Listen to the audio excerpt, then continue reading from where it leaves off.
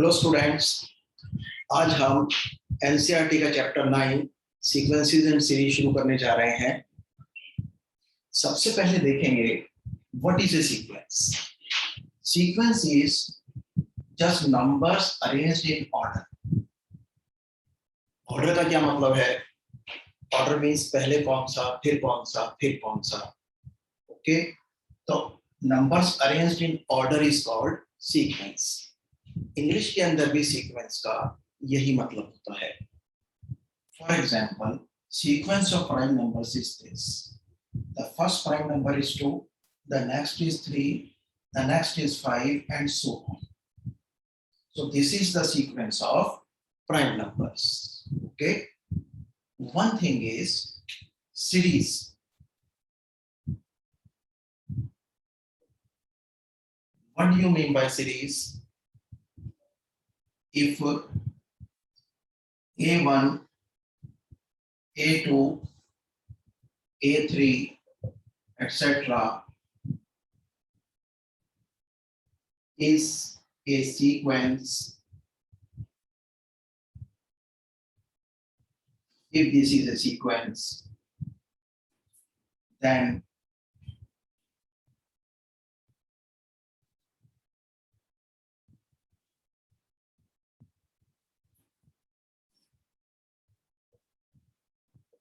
A1 plus A2 plus A3 plus so on is a series.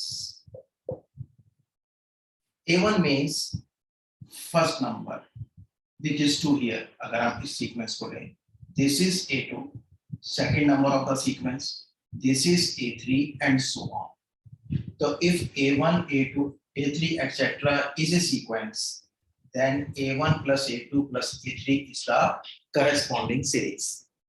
क्या फर्क है? यानी कि अगर नंबर्स टर्म्स के बीच में कॉमे लगे हैं तो वो सीक्वेंस है, और अगर प्लस के साइन लगे हैं, if commas are replaced by plus, it is called a series. Okay, for example, the series of prime numbers is 2 plus 3 plus 5 plus 7 plus 11 plus so on. Okay, this is the sequence of prime numbers. This is the series of prime numbers. One word is progression.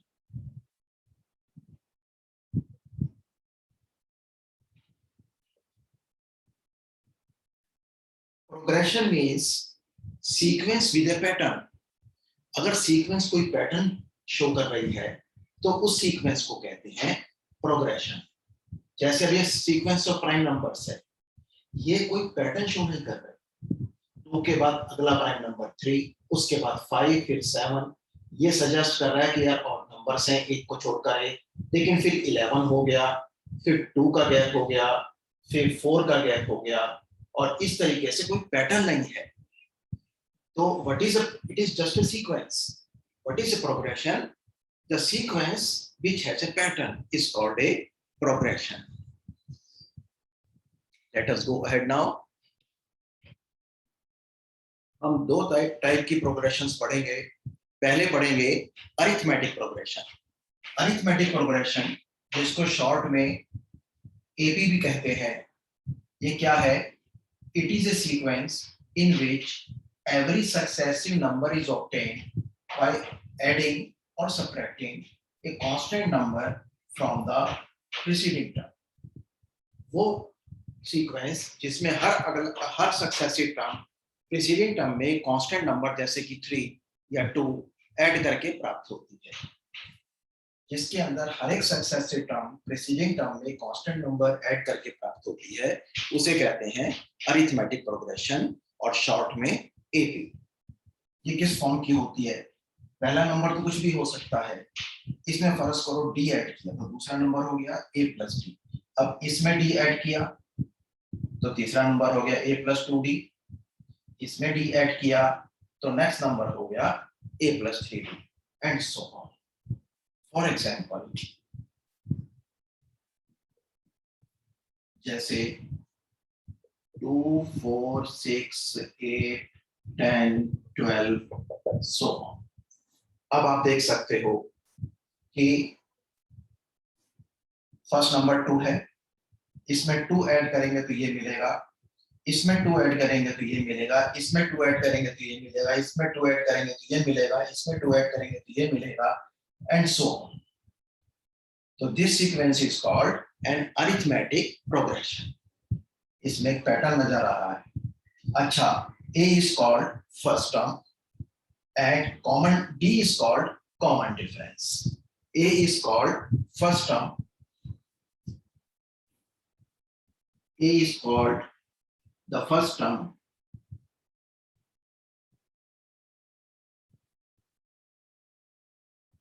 and D is called the common difference.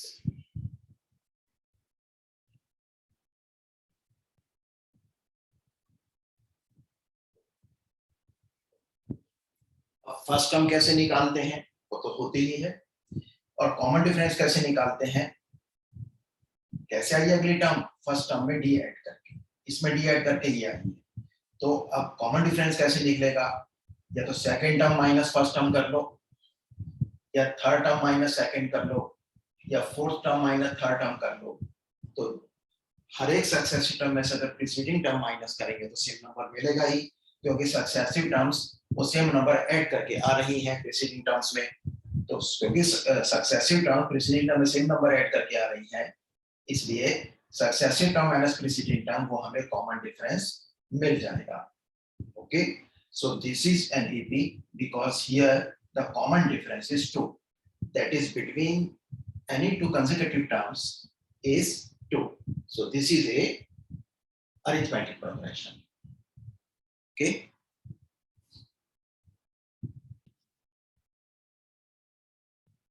Now we have to find out the general term of an AP. हमने देखा first term क्या है AP की, A, second term क्या है A plus D, third term क्या है A plus 2D, fourth term A plus 3D। इसकी जो जनरल टर्म है वो A और D दोनों में होगी, तो इसलिए क्यों ना हर टर्म को A और D दोनों में लाने की कोशिश करें। तो फर्स्ट टर्म D नहीं है तो हम कहते हैं क्योंकि ये फर्स्ट टर्म है, okay, this is first term, this is second term, this is third term, this is fourth term. First term को A1 से भी दिखा देते हैं और A से भी दिखा देते हैं। तो फर्स्ट टर्म क्या है, क्योंकि D नहीं है उसको हमने लिख दिया 1 minus 1। सेकेंड टर्म में एक D है तो इसको हमने लिख दिया, फर्स्ट टर्म को लिखा A plus 1 minus 1D, second term को लिखा A plus 2 minus 1D, third term को लिखा A plus 3 minus 1D, fourth term में 3D है इसे लिखा A plus 4 minus 3D, 4 minus 1, sorry, right. और इस तरह से अगर हम आगे बढ़े तो तुम बता सकते हो nth टर्म को हम क्या लिखेंगे, फर्स्ट टर्म में है 1 minus 1, सेकेंड टर्म में है 2 minus 1, थर्ड टर्म में 3 minus 1, फोर्थ टर्म में 4 minus 1, तो nth टर्म में होगा n minus 1D। This is called nth term or general term of the okay.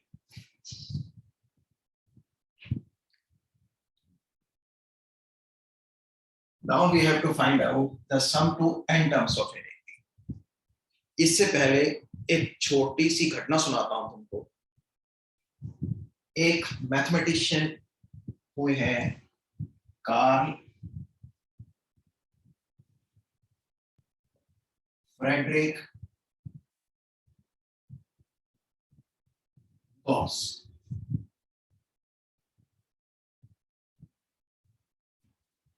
ये जब अपनी किसी प्राइमरी क्लास में थे तो अध्यापक क्लास में आए, तुरंत उन्हें किन्हीं काम से बाहर जाना पड़ गया, तो क्लास में ये बोले कि 1 से 100 तक की गिनती का सम निकालो, यानी क्या निकालो, 1 plus 2 plus 3 plus बोले ये निकालो, ठीक है।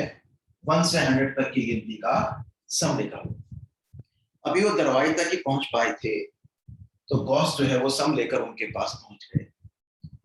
उन्होंने देखा बिल्कुल सही आंसर था। वो बोले पहले घर में निकाला है? बोले नहीं सर अभी निकाला है।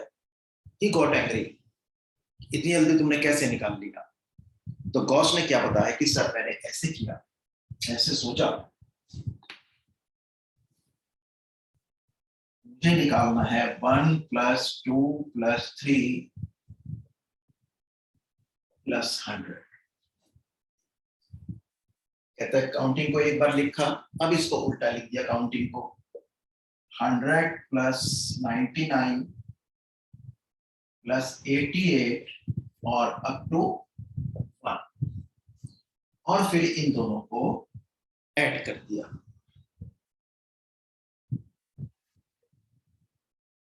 क्या आ गया? This is 101, this is 101, this is 101, और लास्ट में भी क्या आ गया? 101। ओके, कितनी बार 101 आ गया? ये आ गया 100 बार। तो 101 100 बार आ गया, तो सारे 101 का सम ये हो गया। लेकिन भैया इस चक्कर में काउंटिंग 2 बार जुड़ गई, तो अपॉन 2। ओके, अब ये हम बड़े आराम से काट सकते हैं। ये हो गया 101 into 50, this is 0505. This is the sum of the first 100 natural numbers. अब ये पता नहीं उसने ये पार्ट माइंड में किया या सारा माइंड में किया। He gave the answer to his teacher. इसी बेस पर अब हम निकालते हैं sum to n terms of anything.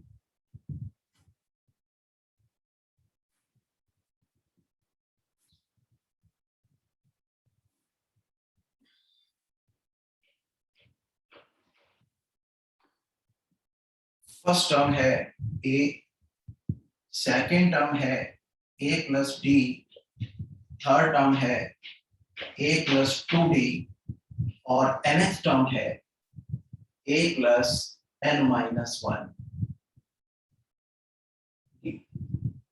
Okay, this is a single term, nth term और जनरल। अब इसको उल्टा लिख देते हैं। यहाँ क्या आ गई? a + n-1d, यहाँ आ गई a +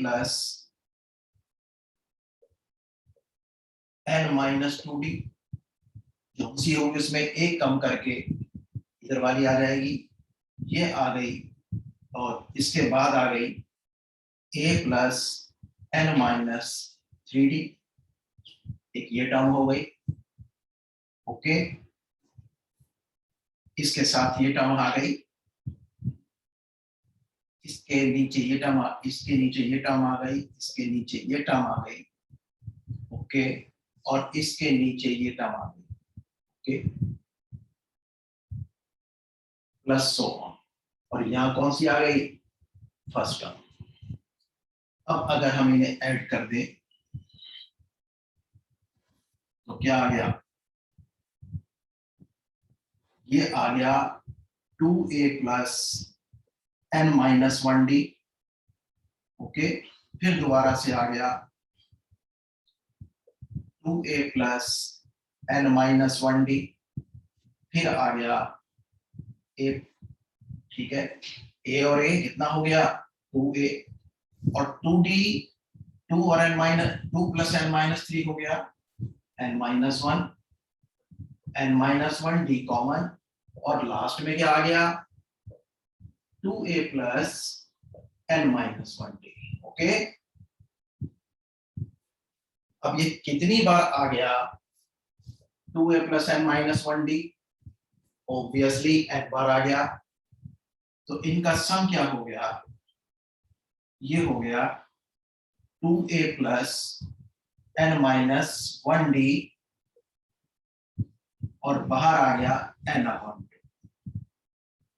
क्योंकि n बार सम हो गया तो n, लेकिन 2 बार हमने ऐड कर दिया। सीक्वेंस को हमने एक बार सीधा प्लस, मतलब 2 बार हमने ऐड कर दिया। करना हमें एक बार था, तो upon 2। So this is the sum of the first n natural numbers. एक बात याद रखना, Sn is not the sum of n natural numbers. It is sum of the first n natural numbers. यानी 1 से ही शुरू होना चाहिए. The sum of first n natural numbers बोल दो या sum to n natural numbers बोल दो. It is not sum of n natural numbers. It is sum to n terms या sum of first n terms. Okay, अब इसमें एक और फॉर्मूला बड़े आराम से डिराइव हो जाएगा. 2a को अगर मैं लिखूं a प्लस a और इसको ऐसे ही लिख दूं. अब एक टर्म ये हो गई, एक टर्म ये हो गई. ठीक है, क्या बन गया? ये हो गया n upon 2 a plus n, where n equals, इसको तुम ऐसे लिख सकते हो an, क्योंकि ये कौन सी टर्म है? जनरल टर्म या nth टर्म. तो क्या बन गया? जस्ट a को a 2a को a प्लस a लिखने से a के कंसीडर कर लिया अलग से इसके साथ, तो ये बन गया. और इसको मैं लिख सकता हूं n upon 2 a plus l, where l equals a plus l equals nth term. Okay sir, तो हमारे पास दो फार्मूलाज बन गए सम ऑफ n टर्म्स के. एक फार्मूला बन गया nth टर्म का और दो बन गए सम ऑफ फर्स्ट n टर्म्स के. ये वाला भी, ये वाला भी. जनरली इनमें से कोई भी यूज हो जाता है, राइट?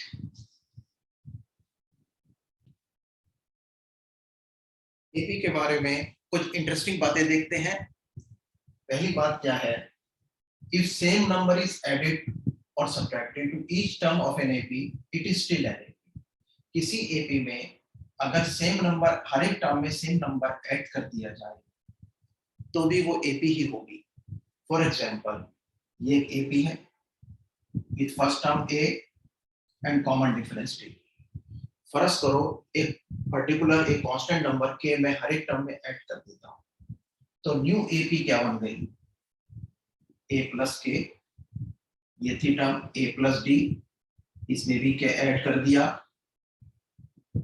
थर्ड टर्म में भी k ऐड कर दिया, फोर्थ टर्म में भी k ऐड कर दिया और फिफ्थ टर्म में भी k ऐड कर दिया and so on. Okay sir, मतलब ये हमने बच्चों ये ऐड कर दिया हर एक के अंदर. अब जो है ये भी एक एपी है. कैसे पता चलेगा? दिस इज फर्स्ट टर्म यानी a1, this is second term यानी a2, this is a3, a4, a5 so. Common difference क्या होता है? अगर मैं a2 माइनस a1 निकालूं, ये आ गया a plus d plus k minus a plus k. Minus करके क्या मिल जाएगा? d. अगर मैं third term minus second term निकालूं, ये हो गया a plus 2d plus k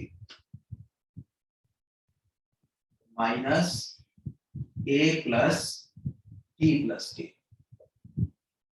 और ये भी माइनस करके क्या होगा? a से a कैंसिल हो जाएगा, k से माइनस k कैंसिल हो जाएगा, a से माइनस a कैंसिल हो जाएगा, k से माइनस k कैंसिल हो जाएगा, 2d माइनस d, ये भी d आ जाएगा and so on. You can see that. तो अगर किसी एपी की हर टर्म में कुछ ऐड कर दें सेम नंबर, तो भी वो एपी ही होगी.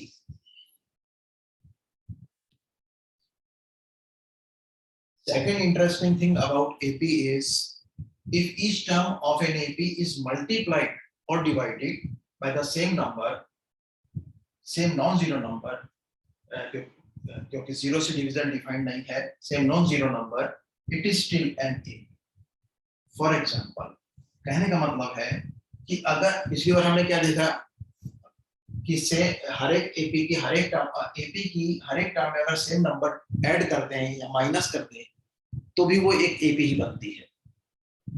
अब क्या देखेंगे?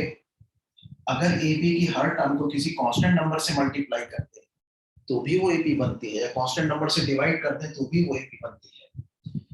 तो चलो तो इसको एग्जांपल लेकर देख सकते हो और इसके ऊपर अप्लाई करके देख सकते हो। जैसे फर्स्ट करो ये एक एपी है, ए प्लस बी ए प्लस 2d एटसेट्रा। इसकी हर टर्म को हमने के से मल्टीप्लाई कर दिया।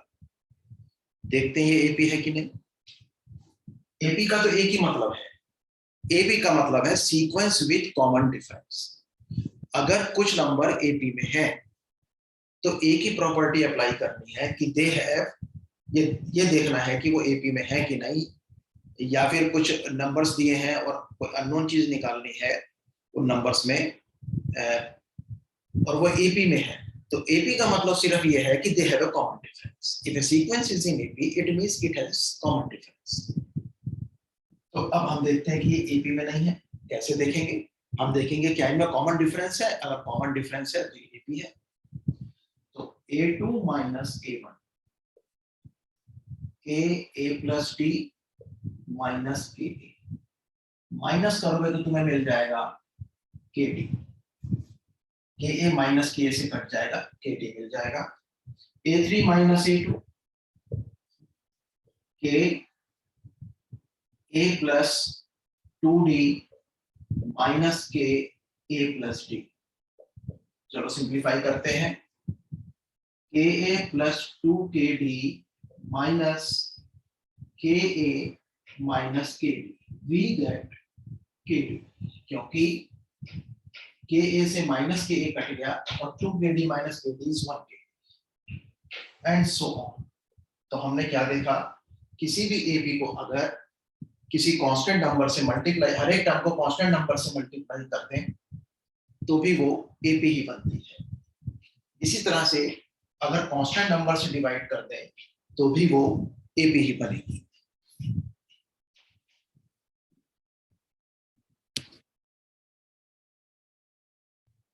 लेट एबीसी 3 नंबर है जो एपी में है।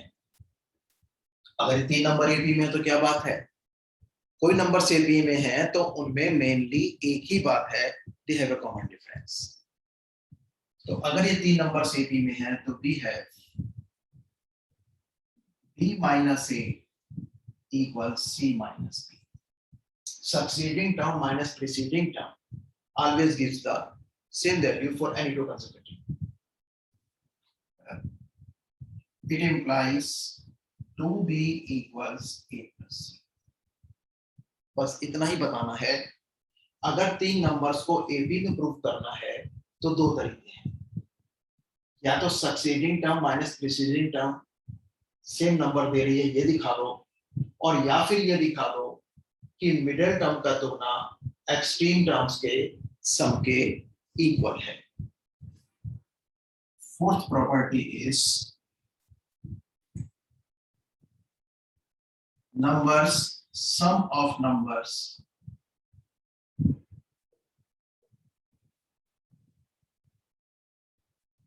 in an AB which are equidistant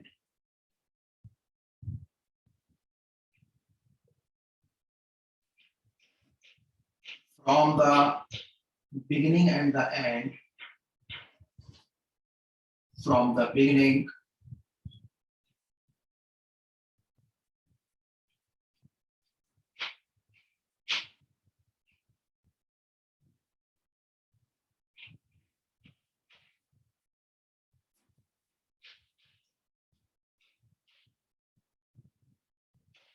इससे।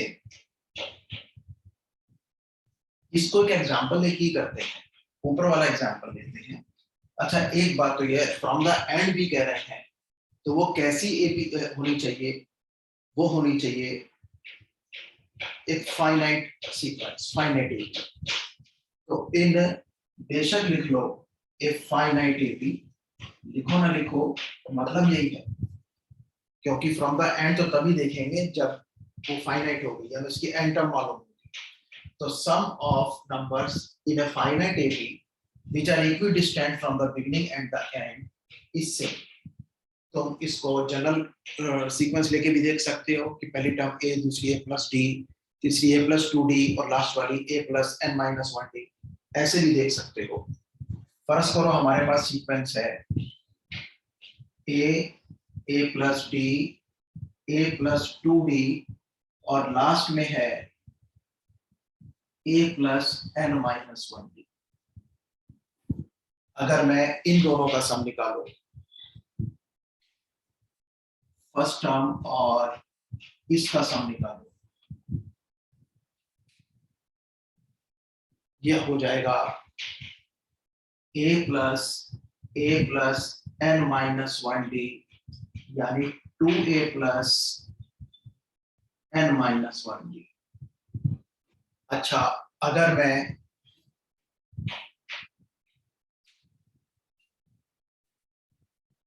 इस वाली टर्म का और इससे पहले वाली टर्म का निकालूं, अब ये टर्म तो है a प्लस डी और एंड से सेकंड टर्म कौन सी है, वो होगी a plus n minus 2d।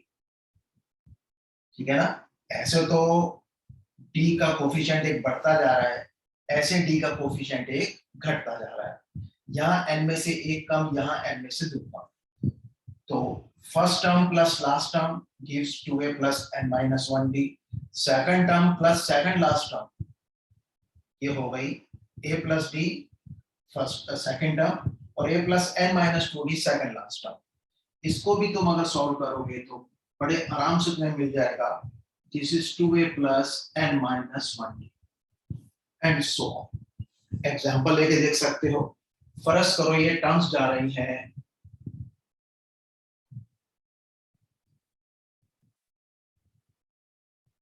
बाईस तक, तो 2 प्लस 22 वही होगा जो 4 प्लस 20, वही होगा जो 6 प्लस 18, वही होगा जो 8 प्लस 16 एंड सो ऑन। तो तुम क्या देख रहे हो, शुरू से और लास्ट से सेम डिस्टेंस पर जो है टर्म्स, उनका सम सेम है। यानी first term plus last term का जो सम है वही second term plus second last term का सम है, वही third plus third last term का सम है एंड सो ऑन। बिगिनिंग और एंड से सेम डिस्टेंस पर जो दो टर्म्स होंगी उनका सम हमेशा तुम्हें सेम मिलेगा। और अगर टर्म्स जो है वो ऑड नंबर में है तो लास्ट में एक टर्म बीच में बचेगी तो उसका डबल मिलेगा। Okay,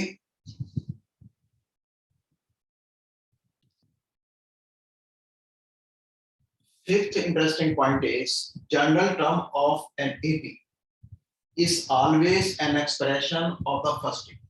General term of AP is always of an expression of the first degree. For example, general term किसको कहते हैं AP में, nth term is called general term of the AP। फर्ज करो ये है 3n plus 5, this is of first degree.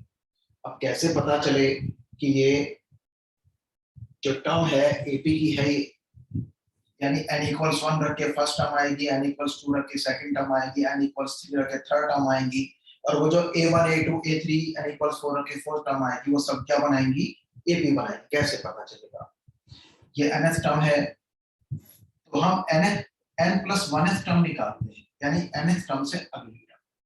देखो जैसे हमें फर्स्ट टर्म निकालनी होती तो n की जगह दोनों तरफ 1 रखते, सेकंड टर्म निकालनी होती तो n की जगह 2 रखते, थर्ड टर्म निकालनी होती n की जगह 3 रखते। अब हमें n plus 1th टर्म निकालनी है तो n की जगह n plus 1 रखेंगे। क्या आ गया, 3n plus 8। अब कॉमन वो निकालते हैं an plus 1 minus an, succeeding term में से प्रीसीडिंग टर्म माइनस करते हैं,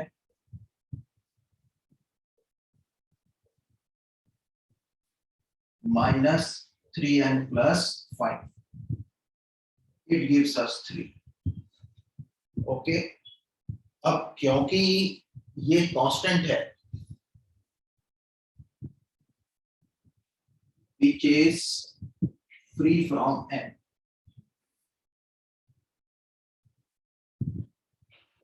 therefore an equals 3n plus 5 is an AP.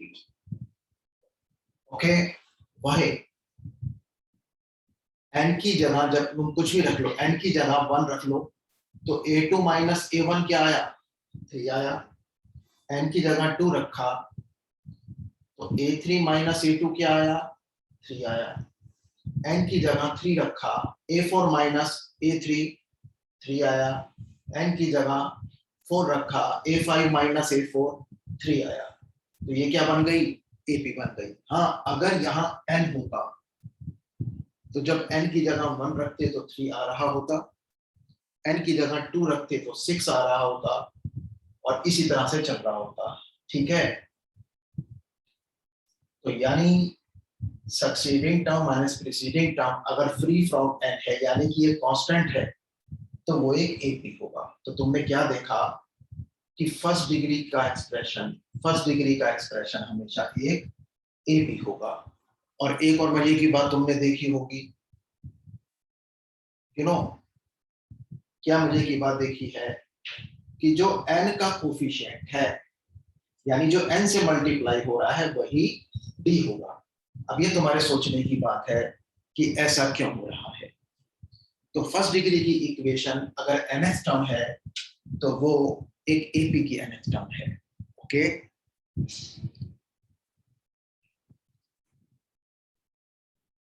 if sum of the first n terms, पहले क्या कहा था? nth term.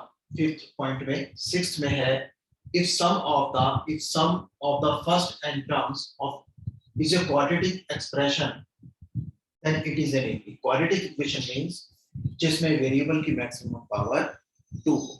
फॉर एग्जांपल, अगर sum of the first n terms ये है, अगर nth टर्म लीनियर एक्सप्रेशन है तो भी AP है, और sum of n terms quadratic equation है तो भी AP है। कैसे? देखो जरा, इस सम ऑफ n टर्म्स है, nth टर्म क्या होगी? सम ऑफ n टर्म्स में से sum of n minus terms minus कर दी। जैसे पहली 10 टर्म्स में से पहली 9 टर्म्स माइनस कर दी तो 10वीं टर्म आ जाती है। ऐसे ही sum of first n terms में से sum of first n minus terms minus कर दी तो nth टर्म आ जाएगी। तो ऐसा तो यही है, 2n स्क्वायर प्लस 5n, और Sn माइनस 1 क्या होगा? सिंपली n की जगह हर जगह जहां जहां n है, मतलब n की जगह m माइनस 1 रखते हैं। तो 2n माइनस 1 का square plus 5 into n minus 1. Let us have bigger brackets.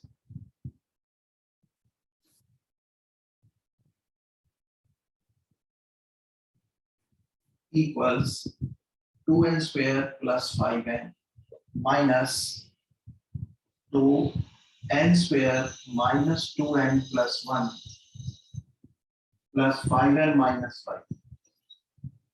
और ये ऐसे लिखते हैं, चलो 5n minus 5 इकट्ठा इनको कर देंगे। ये हो गया 2n square plus 5n minus 2n square plus 2n plus 4n plus 2 plus 5n minus 5. Okay, it is equal to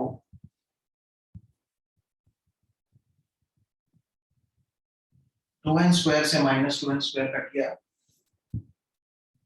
5n plus 4n, this is 9n, 9n plus 5n, 14n. Okay, ये हो गया 14n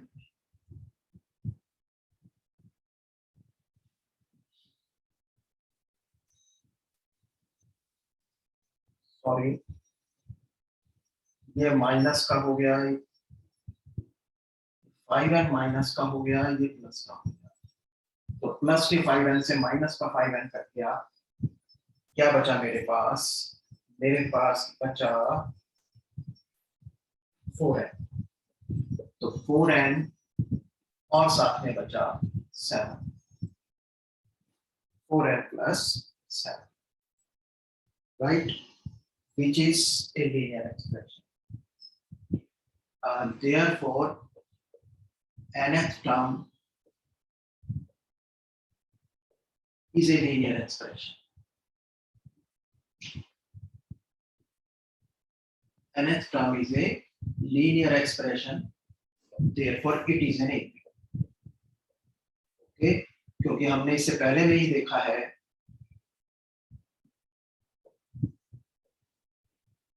अगर nth term linear expression है तो वो एक AP है, right. तो ये हमने कुछ बातें नोट करी है, इनको दोहरा लो, एक बार करके देख लो, फिर हम अगले सेशन में इसके ऊपर सवाल लेते हैं। तुमने 10th में भी किया है, इसलिए तुम्हें काफी आसान पड़ेगा, लेकिन बिना प्रैक्टिस के बात नहीं बनेगी। तो मिलते हैं बाद में। गुड बाय, तब तक के लिए गुड बाय।